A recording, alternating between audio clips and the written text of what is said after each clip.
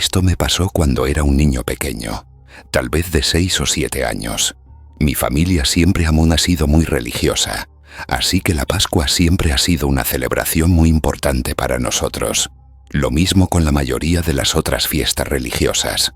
Ahora que lo pienso, incluso los domingos parecían su propia festividad con la forma en que mis padres trataban la iglesia. De hecho, es gracioso. Algunos de mis primeros recuerdos están relacionados con la iglesia. Lo que voy a contarte es uno de ellos. Era domingo de Pascua, así que los servicios eran mucho más largos de lo habitual. No me importaba. Mis padres me inculcaron el amor de Cristo desde muy pequeño. Después de la misa, venía la catequesis o, como la llamaban en nuestra parroquia, formación religiosa. Sé que muchas iglesias no ofrecen clases después de misas importantes, pero la nuestra sí. Así que después de la misa, mis padres me llevaron al sótano donde estaban todas las aulas, como lo habían hecho 100 veces antes, y me despedí. Voy a describirte el diseño de la iglesia para que tenga sentido lo que pasó. Nuestra iglesia tenía una estructura dividida en niveles. El santuario principal estaba en el piso superior, donde estaban el altar y los bancos, y todas las aulas estaban en el sótano. Técnicamente era un sótano, pero como la iglesia estaba construida en una pendiente, también se podía entrar y salir desde abajo. Había un pasillo largo y alfombrado con unas 7 u 8 habitaciones a cada lado, agrupadas por edades. Mi aula era una de las primeras a la izquierda. Al final del pasillo estaban los 2 baños, uno para niños y otro para niñas. Justo al lado había una puerta gris pesada que daba al exterior. Siempre estaba cerrada por dentro, pero nos decían que podía usarse en caso de emergencia. Los adultos nos advertían que nunca saliéramos por esa puerta porque se cerraría sola y no podríamos volver a entrar. Todo el sótano estaba decorado para Pascua, pero en serio decorado. Las paredes estaban cubiertas con serpentinas en tonos pastel, recortes de corderitos y cruces, y dibujos de Jesús con niños entre las puertas de las aulas. Algunos maestros incluso llevaban orejas de conejo de las baratas, como las que venden en farmacias. En realidad, se sentía más festivo allí abajo que durante la misa. Todos los niños estaban de buen humor, probablemente porque sabían que más tarde habría búsqueda de huevos. Normalmente esperaba que terminara la clase para ir al baño, pero como el servicio de Pascua se había extendido mucho más de lo habitual, no podía aguantar. Levanté la mano y pedí permiso para ir, y la maestra me dejó salir. Los baños estaban a unos 5 metros del aula y no era raro que los niños fueran solos.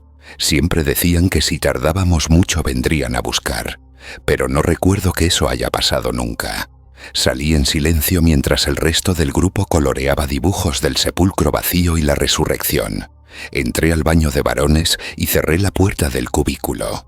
Estaba tranquilo, pero esos baños eran antiguos. Solo se escuchaba el zumbido suave de las luces fluorescentes y la voz lejana de un maestro desde el pasillo. Pero mientras estaba allí, escuché de repente un sonido raro de raspado desde el cubículo al lado del mío. No sonaba como algo normal, no como si alguien se moviera o abriera una puerta. Era un sonido metálico, lento e irregular, como si algo se arrastrara o rascara el interior de la puerta. No era fuerte, pero sí agudo. No recuerdo haberme asustado, más bien me sentí confundido. Pensé que era otro niño, así que me quedé en silencio y terminé. Mientras me lavaba las manos, miré al espejo y vi que la puerta del cubículo se abría lentamente. Pero en lugar de salir un niño, salió un hombre adulto disfrazado de conejo de Pascua. Recuerdo cómo se le caían las orejas hacia adelante y lo extraño que se veía el traje. Estaba sucio y arrugado, como si nunca lo hubieran lavado. El pelaje era más grisáceo que blanco, y uno de los ojos de la cabeza parecía mal cosido, torcido. Pero lo extraño es que no sentí miedo al verlo. Como dije, era muy pequeño, y en mi mente era simplemente una sorpresa de Pascua. Incluso sonreí al darme vuelta. Creo que dije algo como, «Hola». Él no dijo nada al principio, solo se quedó allí, medio fuera del cubículo mirándome. Tenía la cabeza inclinada y no se movía. Me sentí algo incómodo, como si no supiera si debía decir algo más. Después de una pausa larga, salió por completo y levantó un brazo, señalando hacia la puerta, como si me estuviera guiando. Entonces habló. Su voz estaba amortiguada por el traje, pero todavía recuerdo las palabras exactas que dijo. «Tú eres el niño elegido. Tengo un regalo para ti afuera». No dudé ni un segundo. Estaba emocionado, genuinamente emocionado por haber sido elegido para una sorpresa especial. Creo que el hecho de que estuviera en mi iglesia me dio una falsa sensación de seguridad. Empujé la puerta gris sin pensarlo, olvidando que debía estar cerrada. El conejo de Pascua me siguió sin decir nada más. Caminó por el pavimento hacia una esquina del estacionamiento. Había un coche allí, medio oculto por el contenedor de basura y unos arbustos. Pensé que era raro que estuviera tan lejos y que no tuviera ni una canasta de dulces. En un momento, incluso me tomó de la mano. Estábamos a mitad de camino cuando lo vi. Otro conejo de Pascua salía del coche hacia el que me llevaban. Me detuve en seco. Mi mente de niño no sabía cómo interpretarlo. Miré de uno a otro confundido. Algo no se sentía mágico. Se sentía mal.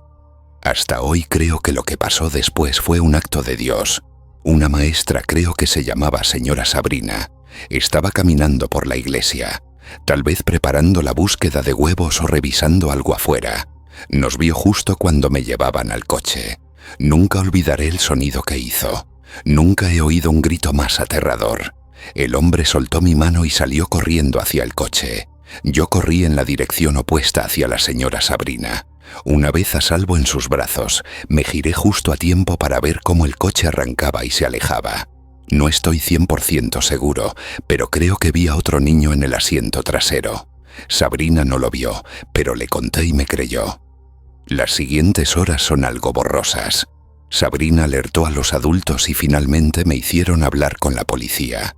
Les conté lo que vi, incluido el niño en el coche, aunque lo había visto solo un segundo y no estaba seguro de si mi mente me jugaba una mala pasada.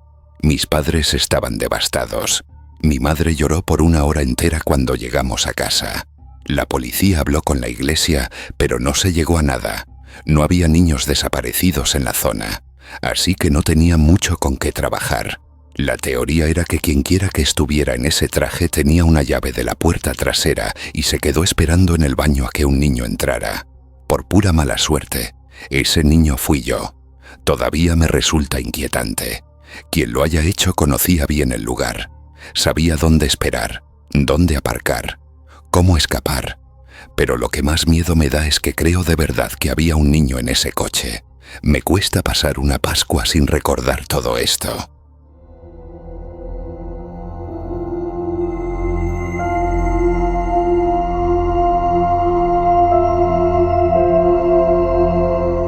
Acabo de graduarme del instituto el año pasado, y lo que voy a contarte ocurrió entonces. La Pascua siempre ha sido una época divertida para mis amigos y para mí, pero no por la razón que imaginas.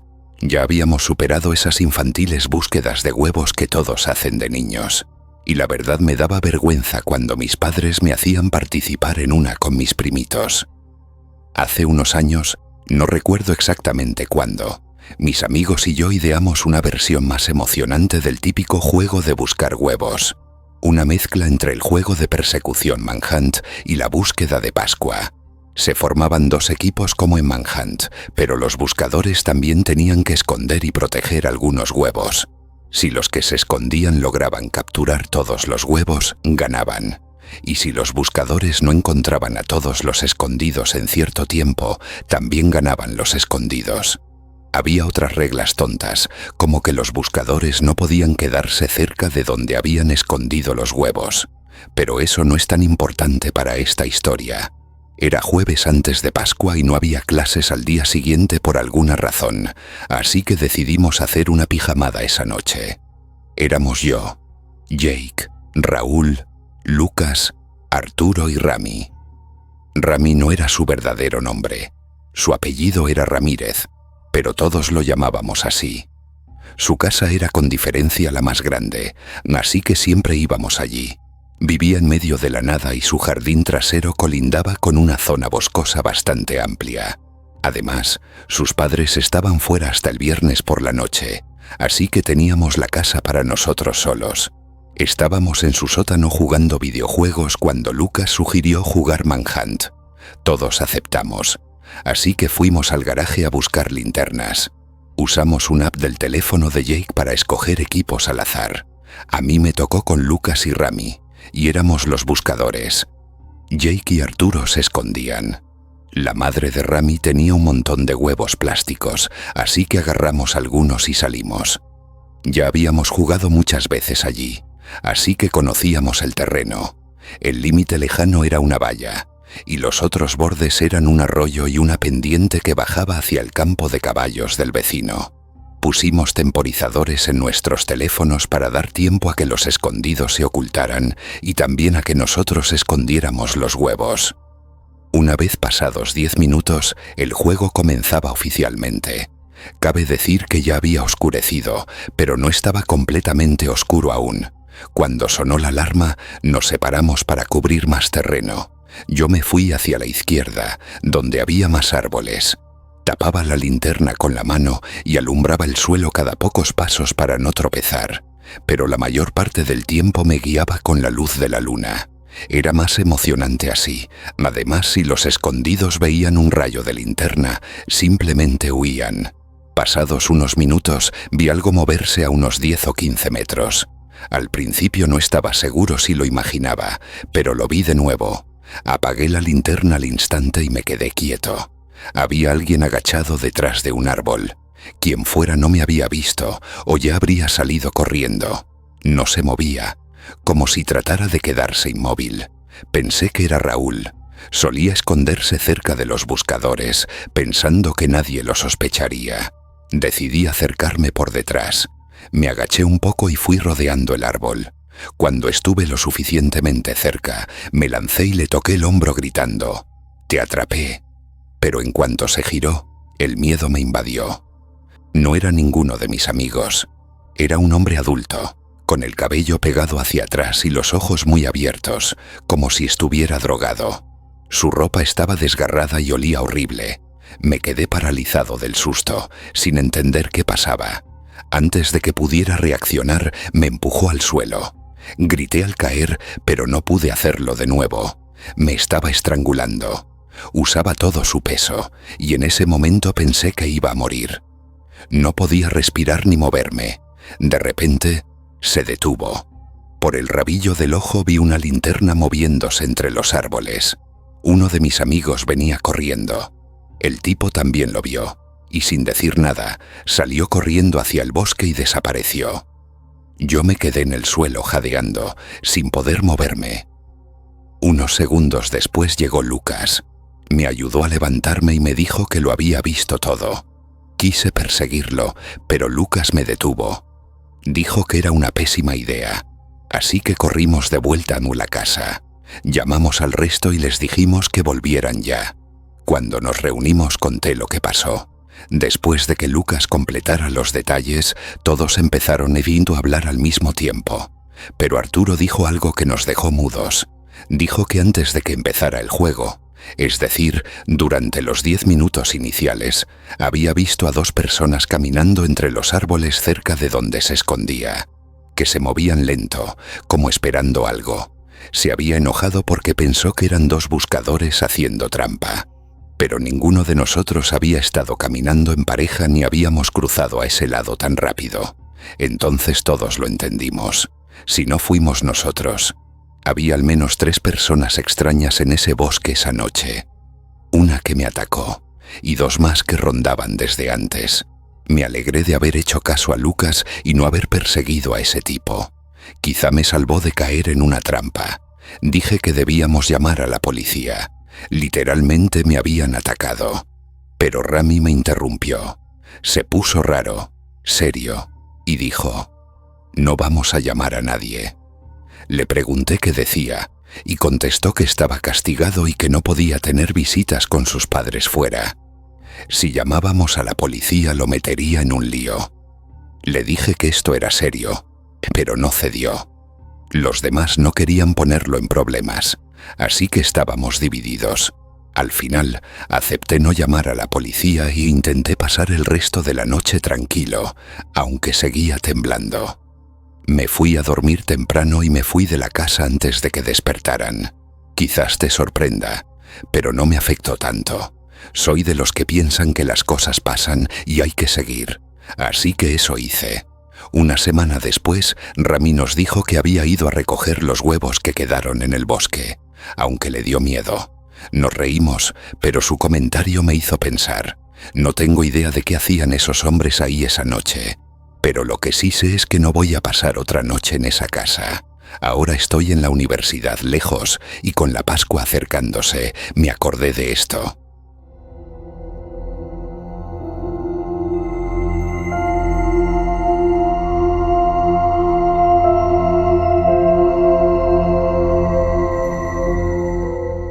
Cada Pascua, toda mi familia extendida va a la casa de mi tío Juan, que vive en un lugar muy apartado. Este año no fue diferente. Él vive en una casa enorme, rodeada por un terreno muy amplio, bordeado por bosques en todos los lados. Aunque ya había estado allí muchas veces, jamás me había adentrado en los bosques que hay detrás de su casa. No soy una persona muy amante de la naturaleza, así que nunca me interesaron. Para serte sincero, no me entusiasmaba nada el viaje. Nunca me he sentido muy conectado con ese lado de la familia. Todos son muy del estilo rústico, aficionados a la caza, la pesca, cosas así.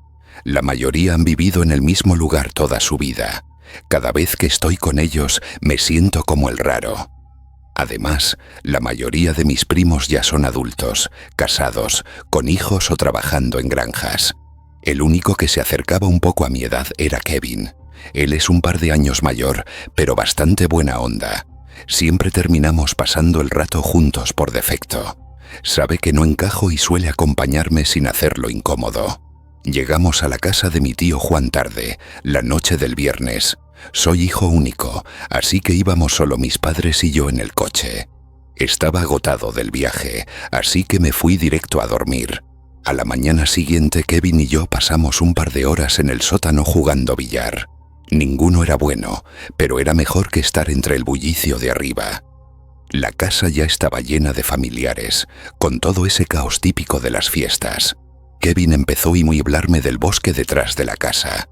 Decía que se extendía por kilómetros y que casi nadie llegaba lo suficientemente lejos como para ver las cosas realmente interesantes. Hablaba de lo mágico que se sentía, de la belleza del aislamiento. Yo solo asentía. No me interesaba mucho, pero a él claramente le apasionaba. No sé cómo, pero logró convencerme para que fuéramos a dar un paseo. Como dije, no soy de esos, pero el aburrimiento pudo más. Obviamente le dijimos a mi tío Juan que íbamos a salir. Es muy relajado con nosotros los más jóvenes, algo que ojalá mis padres imitaran. Kevin lideró el camino una vez fuera. Cruzamos el patio y entramos en el bosque como si él lo hubiera hecho 1000 veces antes, que probablemente era el caso. El bosque era denso, pero no salvaje. Seguía una especie de sendero natural. No era tarde, así que no me preocupaba que oscureciera aún, pero cuanto más nos adentrábamos, más pensaba en cómo íbamos a volver. Después de unos 20 minutos, le pregunté si estaba seguro de saber el camino, y se rió. Me dijo que conocía ese bosque como la palma de su mano, que lo recorría desde niño. Unos 20 minutos después, nos detuvimos en seco los dos al mismo tiempo.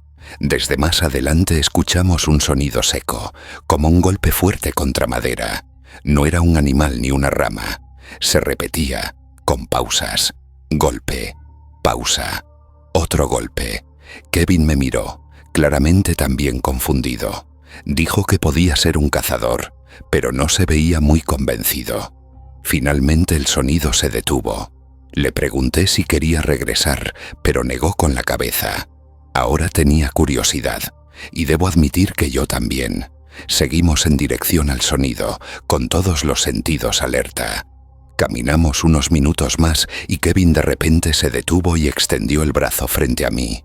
Me paralicé, pensando que había visto a alguien, pero luego señaló hacia arriba. Al principio no entendía, pero luego lo vi.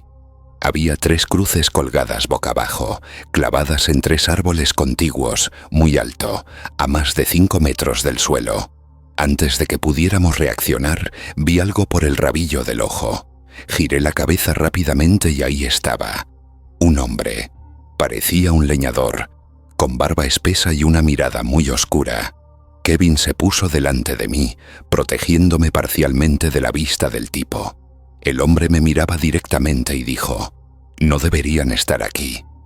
Kevin se disculpó al instante y dijo que ya nos íbamos. Y eso hicimos. Aquel hombre no se movió, solo nos miraba fijamente mientras retrocedíamos. Sentí mis manos temblar.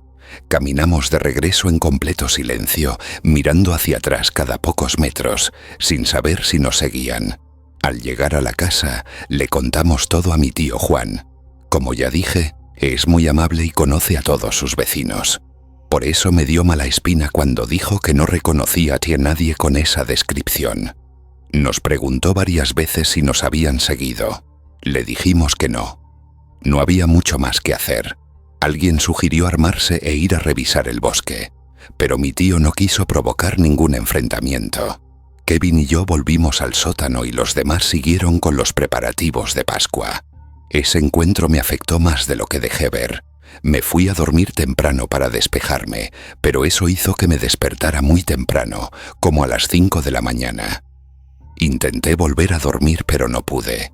Decidí subir al estudio de mi tío, en el 3er piso, a ver si encontraba algún libro interesante. Hay una gran ventana que da al patio trasero. Al pasar frente a ella, algo llamó mi atención. Una luz parpadeante en el borde del bosque. No era una linterna, sino algo más tenue, como el brillo de una pequeña fogata. Me quedé mirando unos 30 segundos, tratando de entenderlo. La curiosidad me venció. Bajé y salí al patio trasero. Cuando entendí lo que veía, casi grité. Había al menos 3 figuras justo en la orilla del bosque, cada una con una antorcha. No caminaban, solo estaban allí, mirando hacia la casa, mirándome a mí. Corrí directo a la habitación de mi tío y lo desperté. Le conté lo que vi. Sin hacer preguntas, agarró su rifle, se puso unos pantalones y me dijo que me quedara dentro. Salió al patio y escaneó el terreno. Para entonces, esas personas ya se habían retirado. Aún así, levantó el rifle y disparó 3 veces al aire. Eso despertó a toda la casa. Los siguientes 20 minutos fueron puro caos.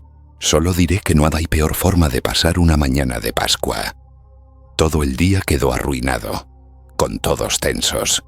Finalmente llegó la hora de irnos, y no voy a mentir, me alegré. Esto fue hace unos 9 meses. Mi tío Juan dice que desde entonces no ha visto nada extraño. Aún así, no me gustaría vivir allí sabiendo que hay lunáticos escondidos en esos bosques. Si pasa algo más, prometo enviar una actualización. Suscríbete al canal para que puedas seguir compartiendo más historias oscuras y escalofriantes contigo cada semana. Tu apoyo hace posible todo esto.